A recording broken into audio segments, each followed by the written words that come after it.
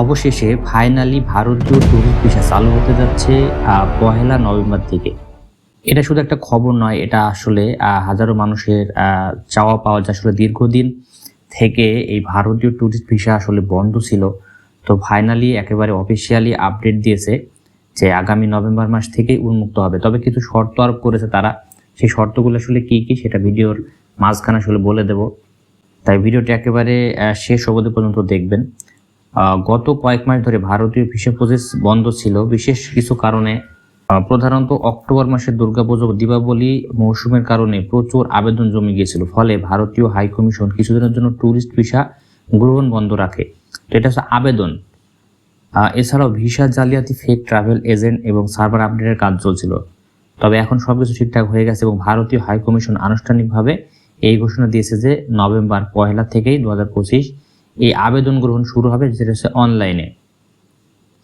তো এই পোর্টাল আপনারা জানেন যে পোর্টাল দেওয়া আছে যে ইন্ডিয়ান ভিসা বাংলাদেশ.com, এই ওয়েবসাইটে গিয়ে আইব্যাক থেকে সরাসরি আপনার আবেদন করতে পারবেন। আর 10টা যে অফিসিয়ালি যে সেন্টার আছে সেখান থেকে আপনার ফাইল জমা করতে পারবেন।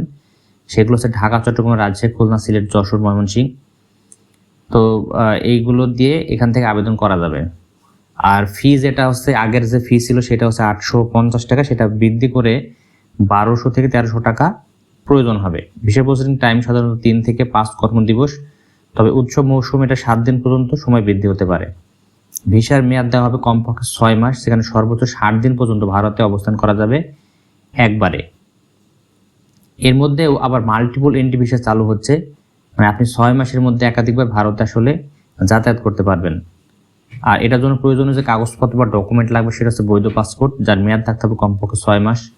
অনলাইন ভিসা ফর্ম পূরণের প্রিন্ট কপি, সাম্প্রতিক তোলা 2 কপি পাসপোর্ট সাইজের ল্যাব প্রিন্ট ছবি, জাতীয় পরিচয়পত্র বা জন্ম সনদের কপি, ব্যাংক স্টেটমেন্ট যেটা সর্বশেষ 6 মাসের লেনদেন থাকতে হবে, ট্রাভেল প্ল্যান বা হোটেল বুকিং, আগের ভারতীয় ভিসা থাকলে তার কপি অবশ্যই জমা দিতে হবে। আর যে আবেদন যে প্রক্রিয়া, যে ধাপ, সেটা আপনারা অবশ্যই জানেন। তারপর আমি একটু বলে দেই যে ভিসা ওয়েবসাইটে গিয়ে আবেদন ফর্ম পূরণ করতে হবে, তথ্য সঠিকভাবে বসিয়ে শেষে ফর্ম সাবমিট প্রিন্ট করতে হবে, অ্যাপয়েন্টমেন্ট বুক করতে হবে, সেন্টারে গিয়ে ফি জমা এবং ফিঙ্গারপ্রিন্ট দিতে হবে। প্রসেসিং শেষে পাসপোর্ট জমা বিশেষ টাকা লাগানো অবস্থায় আপনার ফেরত পাবেন।